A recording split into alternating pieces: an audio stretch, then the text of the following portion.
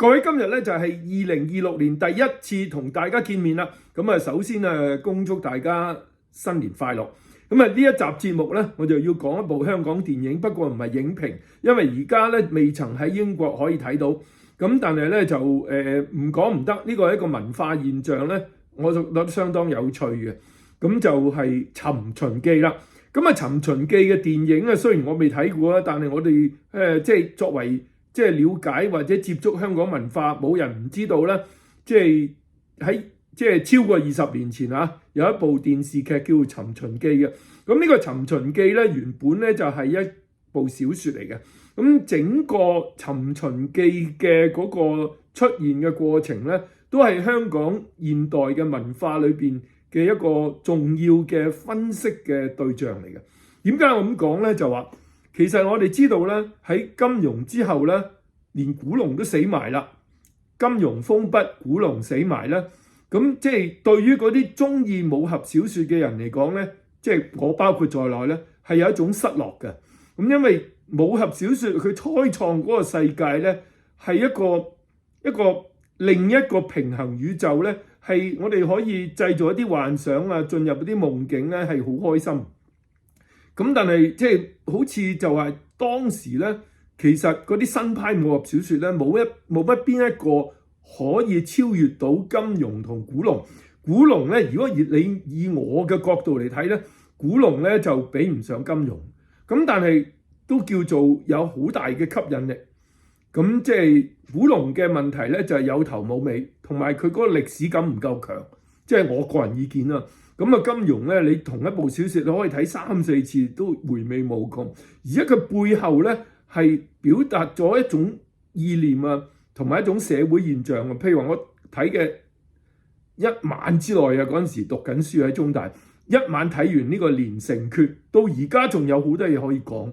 咁但係當佢兩個退場之後咧，咁就其實即係有種失落感，咁就出現咗一個叫黃易嘅人。呢個黃易咧，原來咧你翻查資料咧係我嘅師兄嚟嘅。點解咧？佢係即係佢早我唔係好多年嘅啫。咁佢就而家已經離開咗噶啦。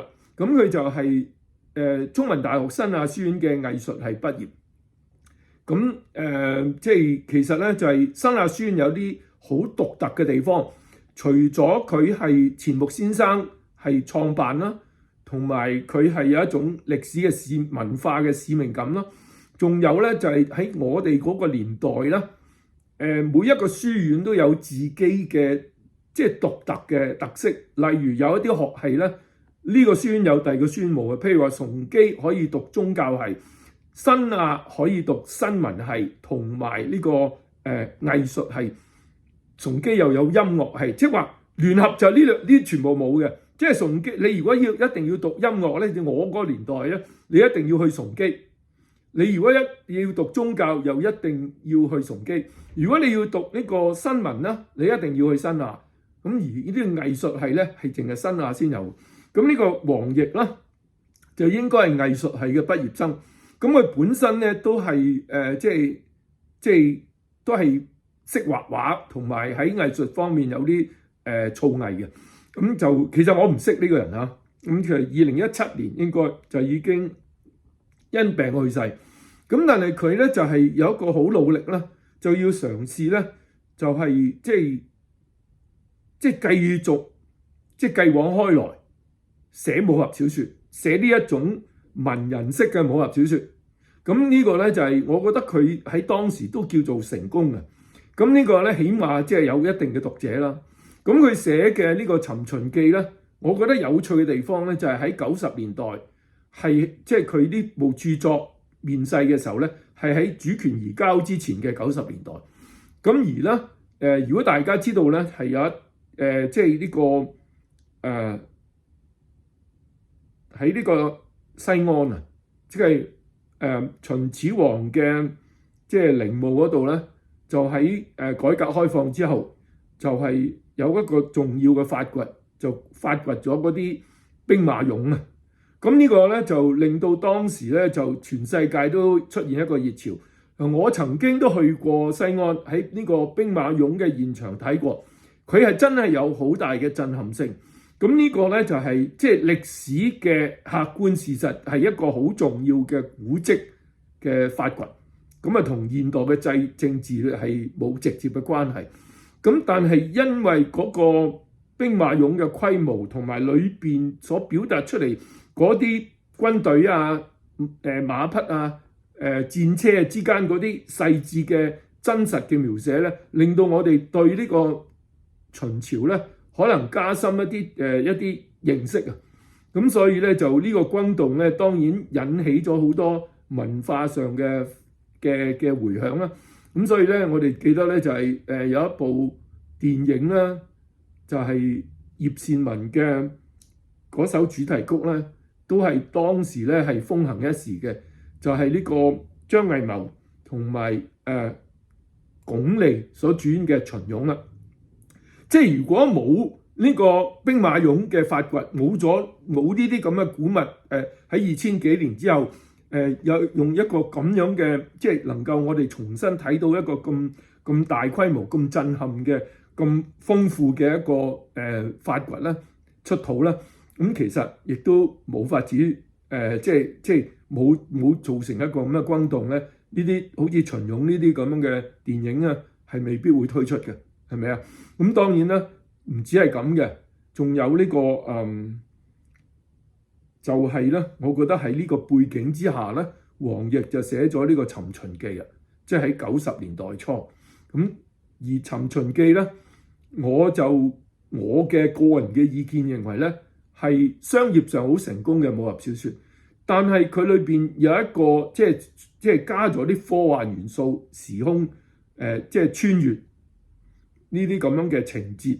但係佢嗰個定位咧，其實就未必一定有啲微言大義，但係起碼咧就係佢對呢個秦朝嘅大一統咧，佢冇一種嘅批判性嘅角度。但係你從一個商業都係得啖笑啫、娛樂啫，咁你話唔緊要啦，佢又唔係話俾你聽呢個係真實嘅秦朝。咁但係如果你將佢比較翻呢個金庸嘅眼界咧，係有啲分別嘅。譬如金庸所寫嘅《天龍八部》，就將呢個國家民族嘅觀念咧嚟一次顛倒同諷刺，係嘛？究竟呢個喬峯，即係佢真名叫做蕭峰，佢究竟係要效忠一個咩民族，效忠一個咩國家咧？佢究竟邊個先係佢祖國？亦即話裏外兩邊都唔係人咧？咁呢個咧其實係一個悲劇性嘅呈現。咁另外咧，當然仲有好多元素嘅。我點解我唔中意連城訣咧？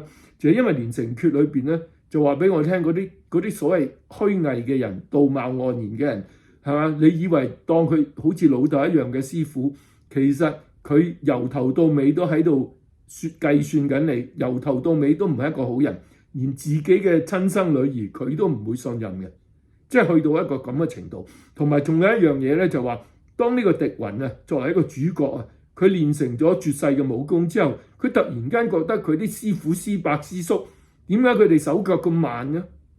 其實唔係嗰啲人慢咗，而係佢自己即係超越咗嗰啲人嘅界限啊！即係佢嘅程度即係已經超越咗啲人啦。咁你睇翻轉頭，咦？點解我以前當佢哋驚為天人，原來佢講啲嘢咁白痴嘅咧？咁我唔係話自己叻嚇，但係起碼自己都曾經蠢過。咁所以我年輕嘅時候覺得好仰慕啊，覺得好有深度嘅一啲所謂哲學家，例如羅素嗰啲咁。咁你而家睇翻佢嘅著作，睇翻佢嘅見解咧，就真係可以講一句叫得啖笑。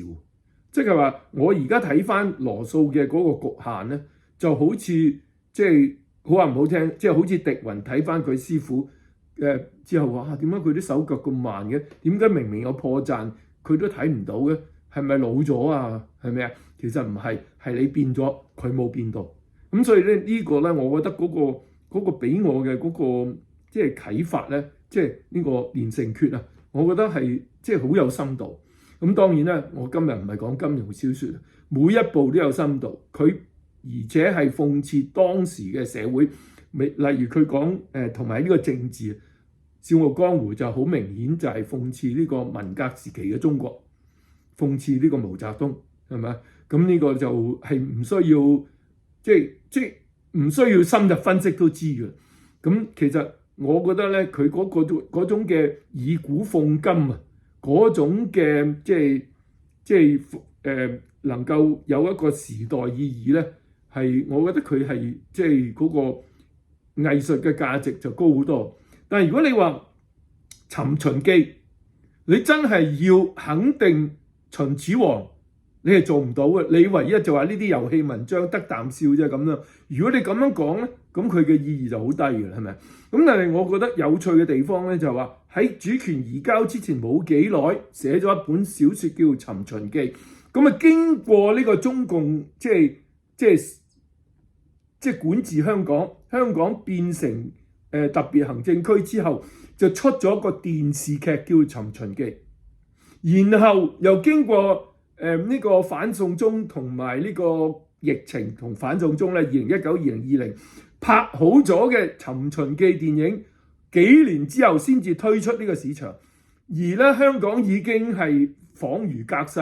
喺香港恍如隔世嘅呢個過程裏邊咧，咁我哋知道咧，阿古老闆咧，古天樂咧，就係其實佢嘅政治定位咧，我就唔想去講啦，因為喺香港要生存咧，你冇可能係反對呢個建制嘅，尤其是喺2020年之後，所有人如果喺香港要繼續營運佢哋嘅文化事業咧，佢哋一定要係幫呢個政權歌功頌德嘅，你冇第二條路可以行嘅，係咪啊？除非你就真係退咗休，不問世事。咁所以咧就係話，如果即係古天樂係你哋黃絲嘅嗰個投射嘅對象咧，我認為嗰啲黃絲係好幼稚，唔係古生嘅問題，係你哋嘅問題。咁所以咧就《明日戰記》當日推出嘅時候咧，嗰種嘅情緒勒索、道德綁架咧，我真係覺得好反感嘅。咁啊，今次呢個《尋秦記》咧就冇咁嚴重，但係都隱約有啲咁嘅嘢，即係好似要支持香港電影，唔睇佢唔得咁樣。咁而咧我就睇到啦，點解我今日要講呢單嘢咧？就係話，如果你覺得原本黃易嘅小説或者呢個千禧年嘅嗰部電視劇都係一啲娛樂性嘅嘢，冇乜嘢微言大義，咁就冇乜所謂，係嘛？當係遊戲文章得啖笑。咁但係如果你真係要深究，究竟我哋點樣理解呢個中國嘅古代嘅歷史同文化咧？呢個裏邊咧就大有文章。咁呢個大有文章咧，就係話説咧，阿陶傑咧就啱啱出咗一篇文。咁呢篇文咧我就幾欣賞嘅。其實呢篇文咧主要係一個內容，就係我自己深有同感。即係話，即係中國古代好唔好唔知啦，梗有啲好有啲唔好啦。2000幾年咁長嘅一個延續性嘅歷史，其實好難得嘅。咁裏邊梗有啲正面嘅，有啲負面嘅，有啲係即係精華，有啲垃圾。咁個問題你揀啲乜嘢？即係譬如話你古希臘有好多嘢俾你揀，埃及巴比倫都有好多嘢俾你揀，係咪？英國嘅歷史都有成1000幾2000年，裏邊即係你由莎士比亞咧就揀咗好多古代嘅英國歷史，例如李爾王啊，啱啱我諗起李爾王。李爾王咧其實係有一個咁嘅傳說嘅，即係李爾王的悲劇啊！呢個 King Lear， 呢個 King Lear 咧其實咧係一個羅馬帝國佔領英國之前嘅一個傳說嘅君主嚟嘅。咁但係呢一個真正嘅事蹟咧無可稽考嘅。咁但係莎士比亞都用咗一啲功夫咧，去將一個悲劇性嘅張力咧，將佢重新表達出嚟。咁裏邊咧就有好深嘅內容嘅。咁即係所以咧嗰個傳統文化咧係好多時咧係可以喺文學創造度利用，但係你都要有個譜嘅。咁我哋唔講莎士比亞啦，我哋講咧就係話，咁你點樣去睇呢個秦國咧，或者秦朝咧，或者點樣睇呢個秦始皇咧？咁啊，我點解話贊成陶傑嘅嗰個分析嘅方向咧？因為如果用我自己語言嚟講咧，呢個就係話2000幾年。乜嘢都可以揀，咁但係我哋有句俗話叫做千揀萬揀，就揀着個爛燈盞，即係你乜嘢都唔揀，揀咗個秦始皇出嚟，真係該煨啦。因為秦始皇咧喺人類嘅歷史裏邊咧，佢係創造一啲獨一無二嘅嘢。呢個獨一無二嘅嘢咧就話喺人類歷史裏邊係第一個極權體制嘅雛形。呢個極權體制嘅雛形咧，其實嗰種嘅意識形態或者嗰度主導思想喺邊度嚟咧？就係呢個法家嘅嗰種嘅統治哲學啦。如果你睇翻韓非啊、李斯嗰啲法家嘅統治哲學咧，其實咧佢係點樣去鞏固集中權力，點樣去監控管控所有嘅人民，而咧係巨細無遺，即係好簡單啊嘛。即係收天下兵器啦，第一樣嘢。第二樣嘢用呢個保甲制咧，係等於啲街道委員會啦。第三樣嘢咧就係即係你誹謗朝廷咧係要殺頭噶嘛。但係秦朝有一種思想嘅管治咧，就係腹誹啊。即係如果你諗到佢覺得你諗到要背叛朝廷或者有反叛思想咧，你就算冇行動冇言語都可以殺你嘅。你睇唔睇到一樣嘢？呢個我覺得係中華文化裏邊嘅，即係嗰個能夠諗到呢個 idea， 諗到呢個意念啦，係人類歷史上嘅第一個。如果你從呢個邪惡嘅角度咧，係邪惡一派嘅，即係一個即係創新嘅領域，係前無古人，就大把來者啊！咁所以咧，我喺節目都介紹過好多年前。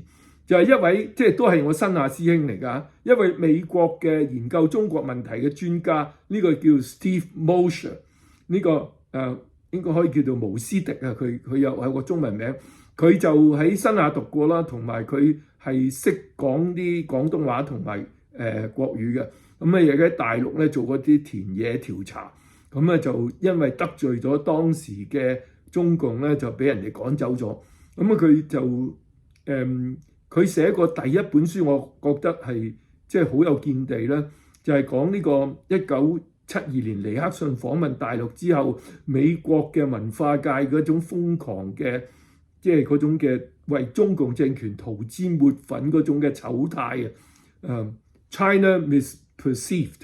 咁呢本書咧就係即係我睇咗之後咧，我就即係對我了解美國點解誤判呢個現代嘅中國咧，係俾咗我好大嘅一個啟發。咁而咧最近呢幾年咧，佢都寫咗好多繼續批判中共嘅著作。咁其中一本咧就係叫做《Bully of Asia》，即係亞洲裏邊嘅霸凌啊。就另外有一本最新嘅我冇睇啦，咁就係講呢個共產主義嘅惡魔。咁呢個其實咧，我覺得係非常之值得我哋去參考嘅觀點嘅。而 Steve Mosher 嘅觀點咧，我覺得有一樣嘢咧，就一定要同大家分享啦。就佢對呢個秦始皇同埋法家思想嘅理解咧，同我頭先講嘅咧，可以話叫做殊途同歸，大同小異。就話當然後來我哋知道有呢個馬克思主義嘅興起啦，極權體制嘅建立啦。咁呢啲喺即係其實我哋應該由法國大革命我講起。嗱，講到另一個問題，即係話咧，你有唔同嘅病毒，佢哋可以將佢係 cross over 噶嘛。即係喺西方嚟講咧，就有啟蒙運動啦，對宗教嘅信仰嘅同埋傳統文化嘅否定啦，產生呢個法國大革命啦。法國大革命雅各賓黨嘅嗰種嘅破舊立新嘅嗰種嘅極端嘅左翼嘅思維啦。咁而嗰個跟住落嚟咧，就有呢個19世紀馬克思主義啦，然後去到蘇聯嘅建立。嗱，我哋見到一脈相承咧，就係一個西方嘅極權政治體制嘅確立。咁呢個咧係對人類社會咧係造成極大嘅破壞。咁呢個就係西方嗰條脈絡啦。咁但係另外咧就話，當佢哋進入咗中國之後，佢哋要揾翻喺中國嘅傳統社會裏邊一啲可以揀出嚟嘅嘢，然後將佢即係東西結合，然後創造一個更具威力嘅一個專制統治。呢樣嘢喺邊度嚟咧？就係我頭先所講嘅千揀萬揀，揀着個爛燈盞，就係秦始皇同埋法家思想。如果呢一樣嘢咧要更清晰去睇咧，大家可以不妨參考下頭先我講 Steve Mosher 嘅一啲講法，即係話無可否認啊，即係走喺時代之先啊。秦始皇嘅時候，佢嗰種嘅政策啊，嗰種嘅偶遇棄市啊，嗰種嘅收天下兵器啊，嗰種嘅保甲制度，嗰種將要人民監察人民，同埋即係集中絕對嘅權力去控制人嘅思想咧，呢一樣嘢咧就係造成一個悲劇性嘅大破壞。呢個就係秦始皇同其他嘅中國古代嘅世襲君主嘅最大嘅分別。咁而咧20世紀人類歷史上造成最大嘅破壞嘅人類裏邊，我諗係古往今來，如果佢認咗到第二咧，冇人認第一嘅嗰個就係毛澤東。毛澤東嘅意識形態咧，好明顯咧，佢係即係透過呢個共產主義喺中國生根。好多人就話毛澤東係土共，其實唔係啊，洋共一樣好大鑊㗎。馬克思嗰度來源啊，大家參考下我前幾日嘅即係喺呢個放假之前嘅嗰一個節目啦，同埋大家參考一下我喺 Patreon 寫嘅3篇文章啦。馬克思主義就係呢個病毒嘅源頭嚟嘅，所以如果冇馬克思主義咧，中共就即係亦都冇蘇聯嘅俄國十月革命啦，中共根本唔可以奪權嘅。咁但係中共嘅奪權，如果單純靠土共、靠秦始皇咧，佢始終個邪惡咧係唔得完整嘅。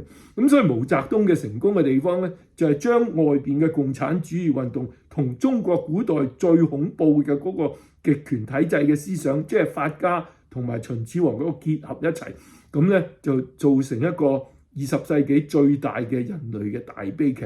無論喺死幾多人，同埋對嗰個文化嘅破壞，對嗰個國際形勢嘅破壞，即係你而家睇到習近平點解佢有咁大嘅威力呢？唔係話小學生佢真係好叻啊嘛，佢本人有幾叻，我哋心中有數啦。但係習近平嘅問題就係話，佢對毛澤東出現一種絕對嘅真誠、忠誠應該話。即係話，習近平同以前嘅江澤民同埋胡溫體制嘅分別咧，就係佢絕對唔可以容忍啲人否定前嗰30年，即係話佢要肯定毛澤東嘅體制啊嘛。咁呢一樣嘢咧，就係而家中共同埋之前改革開放韜光養晦時代嘅中共嘅最大分別。呢個咧就係我哋一定要警惕嘅一個重要嘅一個觀察嚟嘅。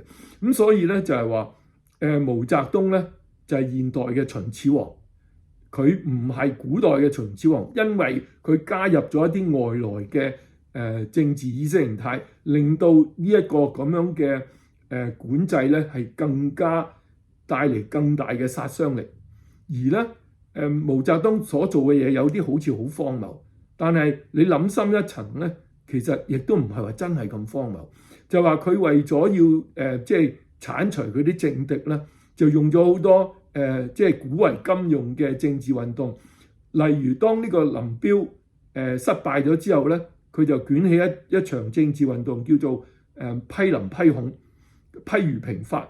咁其實你可以睇到咧，就話毛澤東咧，其實喺發動文革去到批虞平法、批林批孔，連周恩來都批埋。其實佢真正嚟講咧，佢嗰種所謂儒法鬥爭啊，嗰種嘅思想咧，其實係有跡可尋。我哋知道咧，毛澤東身邊一個最大嘅擦鞋仔咧，嗰個就叫做郭沫若啦。咁啊，郭沫若咧就喺即係曾經咧就寫過一啲10批判書啊。咁啊，東抄西即係 cut and paste 周圍。咁咧佢就將呢個古代嘅暴君咧，用翻一個傳統嘅嗰個講法咧，就係貶低呢個秦始皇。點知咧就龍顏震怒，於是咧毛澤東咧就寫咗一首詩咧，係訓斥呢個郭沫若。咁佢裏邊咧就係講過呢個祖龍雖死業猶在。你睇翻呢首詩咧，就呢首詩咧就話焚書坑儒啊，你都唔好話佢係唔啱啊。咁所以其實毛澤東對呢個秦始皇嘅嗰種仰慕，嗰種嘅引為知己，2000幾年之後都有一個共鳴咧，就大家知道秦朝係咩一回事啦。咁所以咧就話《尋秦記》去到呢個主權移交咗之後嘅香港，先至成為一部受歡迎嘅歷史穿越嘅即係咁樣嘅娛樂嘅電視劇。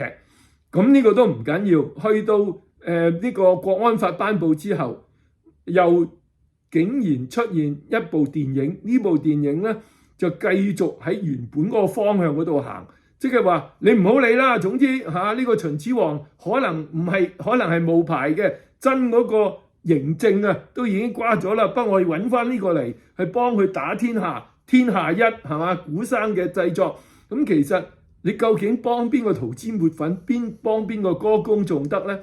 咁好多人咧就係即係見到陶傑咁樣即係唔識趣，係掃佢哋興啦。你知道古生咧就係黃絲嘅偶像嚟噶嘛？咁嗰啲人就反駁佢啦。咁嗰啲反駁佢嗰啲人咧就話中國最黑暗嘅其實咧唔係秦始皇，即係話毛澤東都好黑暗，係咪啊？咁另外咧就話五胡亂華都好大鑊，又話咧呢個漢武帝都好衰。嗱，我同大家講，即係其實中國古代嘅帝王冇邊個係完美嘅人，但係如果講衰咧，漢武帝咧就有排都未衰得過秦始皇。漢武帝去到佢嘅即係窮兵黷武。嗱，漢武帝最大嘅責任就係咩咧？就係嗰種建立一個大帝國嘅窮兵黷武，令到即係嗰個軍事嘅擴張，令到國庫空虛、民窮財盡，咁啊死咗好多人，為咗建立佢嘅邊境嘅工業。咁但係去到佢晚年咧，佢係真係以皇帝嘅身份下一個罪己詔，佢真係有一種即係表達出嚟一種悔意。我哋睇下歷史上有幾多個君主真係可以做到呢樣嘢咧？就算佢唔係真正好誠懇啊，起碼佢講得出口啊嘛。另外就話漢武帝係建立咗一個儒家嘅道統，呢個儒家嘅道統咧就令到嗰個專制嘅君主咧唔可以得到絕對嘅權力。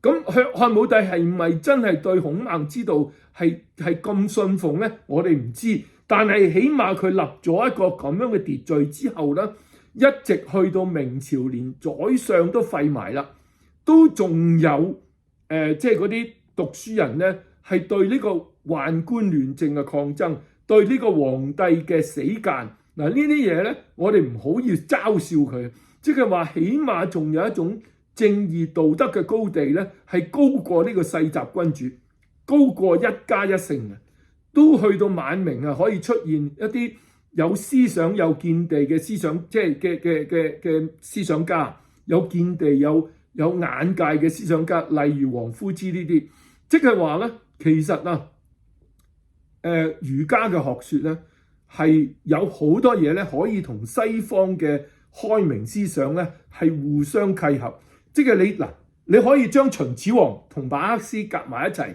咁啊整咗啲毛澤東出嚟就禍國殃民。你亦都可以將孟子嘅嗰種嘅即係理念咧，同埋西方嘅自由民主嘅嗰種嘅公民社會嘅理念咧，將佢結合咧，係開創一個文明嘅中國社會，亦都唔係要割除即係割裂咗中國嘅傳統。你有兩種做法，咁即係你乜嘢都唔揀，你就揀咗個秦始皇，然後咧就將佢美化。就其實最初咧，王奕咧只不過係想做一個即係當時係即係時髦流行嘅，即係你有嗰啲兵馬俑啊，嗰啲咁樣嘅即係出土文物啊，咁又做下啲穿越啊，你諗下，即係都幾有興趣。呢個商業上係有個吸引力，但係當時咧就未曾去到呢個主權移交，係咪？香港仍然喺英國人統治之下，我哋有好多自由嘅空間。咁但係去到而家，連嗰個即係疫情都過埋，國安法都頒布埋，咁樣如果你作為一個自命嘅黃絲，追求呢個自由民主，你就一窩蜂去睇呢個古生天下一嘅呢套尋秦記。其實你如果即係我覺得呢個係叫做即係人性嘅性格分裂，係咪？即係我唔係話咁樣唔啱，但係我覺得呢個係一個笑話嚟嘅。咁啊，今日嘅節目就講到呢度啦，下次節目時間再見啦，拜拜。